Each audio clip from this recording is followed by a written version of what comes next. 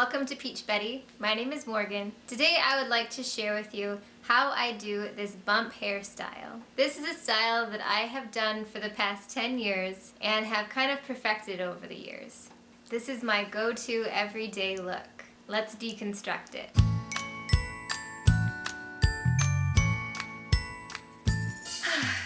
Please ignore the roots. We are all in quarantine and my hairdresser has told me not to touch my hair until I see her again.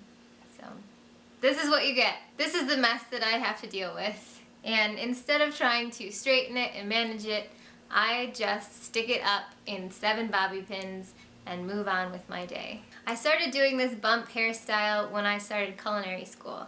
And that's because every day you had to have your hair up, and I didn't want to have a ponytail every day. So to kind of dress myself up and make myself feel a little more presentable, I invented this bump hairstyle. And conveniently, it fit right under my chef hat. It was like a jello mold under there. For this hairstyle, all I do is get out of the shower, blow dry my hair upside down, and then this is what I've got. I then take 7 bobby pins and arrange them accordingly. So, to start, I take my thumbs and right at my temples, pull back a large section of my hair. I then comb it back with my fingers and then find my bangs and brush them down. Once I feel like I have a pretty smooth section of my hair, I've just pulled it all back, kind of like you were going to pull it back into a ponytail. I grab about 1 inch away and lift up and just push it up right before I add my bobby pins. So I just have it pulled back and then squish it up to create that bump. I then take 2 bobby pins and I cross one over the other.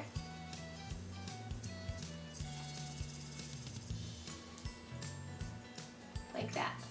Crossing them helps to secure them so they don't fall out during the day.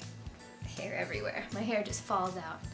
Then I take my sides and I grab just the sides of my hair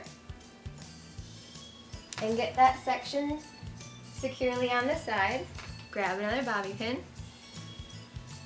I then kind of squish it up forward because I don't like it to be really tight to my head. I like to make it look a little bit more voluminous. Secure one side, do the same on the other. Squish it forward a little bit and just stick it back there. Now the back is something that I honestly have no idea what it looks like because I never see the back of my head. So I'm going to turn around and finish the back. Is grab the remaining hair and pull it back like you were going to pull it into a ponytail. Twist it around. Just kind of make a nice little tight twist. Grab one bobby pin. Find a spot up top to secure it. Grab the rest. Twist at the end to then add a second one so they cross. And that secures the little spiral up top.